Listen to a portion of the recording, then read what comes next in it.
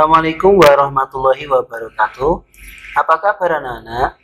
Semoga kabar kalian baik-baik saja ya. Hari ini kita akan belajar tema 3, subtema 1, pembelajaran 1 sampai dengan 3. Yang pertama, kita akan belajar teks eksplanasi. Teks eksplanasi merupakan teks yang berisi informasi tentang suatu hal atau fenomena yang terjadi di masyarakat, misalnya tentang budaya, gejala alam, dan proses terjadinya sesuatu.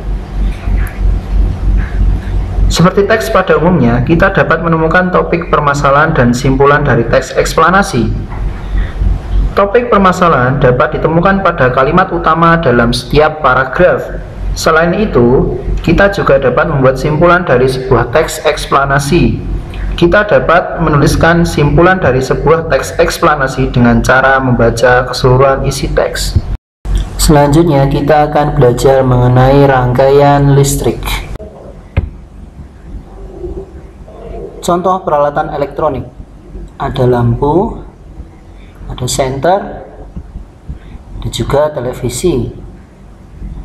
Dalam rangkaian listrik, terdapat beberapa komponen, yaitu sumber listrik, konduktor listrik, dan alat listrik. Selain itu, kita juga memerlukan saklar, yaitu sebuah alat yang digunakan untuk menyambung dan memutus arus listrik. Dalam rangkaian listrik sederhana ini, sumber listrik misalnya baterai, komponen konduktornya misalnya kabel listrik. Baterai berfungsi menghasilkan arus listrik, kabel berfungsi sebagai konduktor, lampu berfungsi mengubah energi listrik menjadi energi cahaya. Rangkaian listrik dibedakan menjadi rangkaian terbuka dan rangkaian tertutup. Pada rangkaian terbuka, salah satu komponen rangkaian tidak terhubung. Pada rangkaian tertutup, semua komponen terhubung. Rangkaian tertutup dapat dibedakan menjadi rangkaian seri dan rangkaian paralel. Dalam rangkaian seri ini terdapat ciri, yaitu rangkaian seri dipasang secara berurutan dan tidak bercabang. Jika salah satu lampu padam, maka lampu lainnya ikut padam. Perubahan sosial budaya di masyarakat. Perubahan sosial budaya merupakan perubahan yang meliputi perilaku, sikap, nilai, dan tata kehidupan masyarakat. Perubahan sosial budaya biasanya terjadi dari kehidupan yang tradisional menuju ke kehidupan yang lebih modern. Penemuan baru tersebut membawa pengaruh besar terhadap perubahan sosial budaya dalam masyarakat. Penemuan baru tersebut memudahkan kehidupan manusia. Misalkan, yang semula manusia tinggalnya di hutan atau di gua, sekarang tinggalnya di rumah.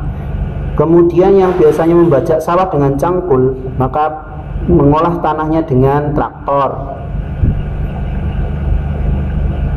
Dan biasanya ada juga teknologi dari pabrik yang biasanya manual, sekarang menggunakan komputer yang canggih.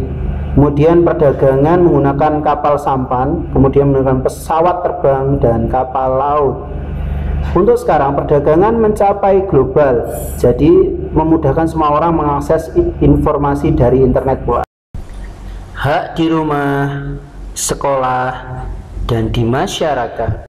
Sebelum kita melanjutkan ke materi berikutnya, kita harus mengetahui apa itu hak.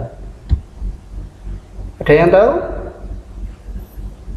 Oke, hak adalah sesuatu yang harus diperoleh setiap orang sejak lahir.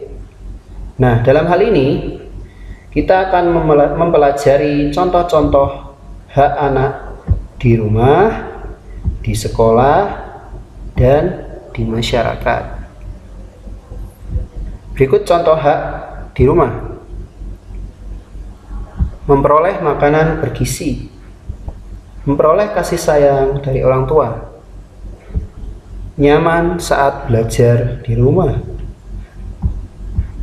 Contoh hak kita di sekolah. Memperoleh pengajaran dari guru, bermain saat jam istirahat, belajar dengan nyaman di sekolah. Contoh hak di masyarakat: bermain di lingkungan yang bersih, ikut serta dalam kerja bakti, memperoleh rasa aman saat bermain. Setiap orang memiliki hak. Oleh karena itu, dalam penggunaan hak, kita juga harus memperhatikan hak orang lain. Berikut contoh faktor-faktor yang mempengaruhi penggunaan hak. Dalam hal ini, jika di lingkungan rumah, faktor yang mempengaruhi adalah kemampuan ekonomi keluarga, kemudian aktivitas orang tua, aktivitas lain di rumah. Selanjutnya, faktor yang mempengaruhi penggunaan hak di lingkungan sekolah. Faktor waktu belajar, waktu bermain, aktivitas lain di sekolah. Selanjutnya, faktor yang mempengaruhi penggunaan hak kita di masyarakat, yaitu kesadaran dalam menjaga kebersihan. Selanjutnya usia, kemudian kesadaran masyarakat dalam menjaga keamanan. Nada merupakan bunyi yang beraturan, serta memiliki tinggi dan rendah yang berbeda-beda. Saat menyanyikan sebuah lagu, kita perlu memperhatikan tinggi dan rendah dalam nada tersebut. Jarak antara satu nada dengan nada lainnya disebut interval nada. Nada dalam seni musik dapat dituliskan dalam notasi angka. Notasi angka adalah sistem penulisan lagu dengan menggunakan simbol angka-angka. Angka-angka yang dipakai dalam notasi angka adalah sebagai berikut.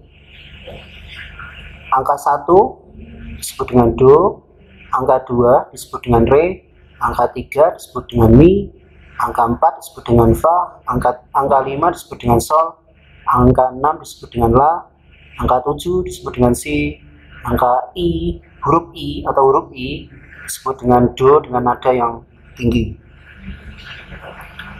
Jarak antar nada di atas adalah sebagai berikut. Dari nada Do ke Re itu jaraknya adalah 1. Dari Re ke Mi jaraknya juga 1.